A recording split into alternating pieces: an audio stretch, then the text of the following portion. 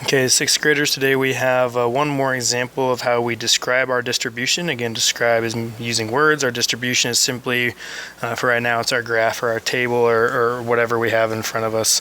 And this time we have a histogram. So the first thing we want to look at is symmetry. We want to look at cutting it right in half, cutting it right down the middle. And if we were to do that, would the left and the right of the graph still look the same?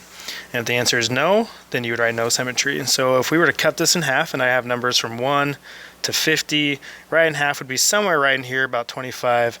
You can pretty well see that my answer here would be no. So I have no symmetry. And the next thing we want to look at are clusters, and I think I have two clusters here. The first one is, what I'm looking for is anytime I have our bars next to each other, or we have our intervals touching together, and there's a space between them. Looks like I have two kind of separate groups here, two clusters. So I would say something like this. I have clusters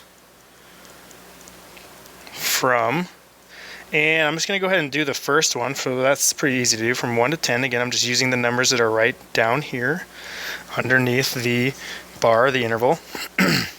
Excuse me. And I'd also say I would also have clusters from, and this one's going to be a little bit different. I'm going to say from 21 to 50. And the reason I'm doing that is what I'm doing is I'm seeing this large cluster, this large group over here. I'm going to use the smallest number and I'm going to go to the biggest one. It just saves me from writing the interval 21 to 30, 31 to 40, and 41 to 50. In general, those are all grouped together. And so I can just say from 21, the lowest number in this whole cluster, to 50, the biggest number in that cluster. So it's just kind of a faster way to do that on a histogram.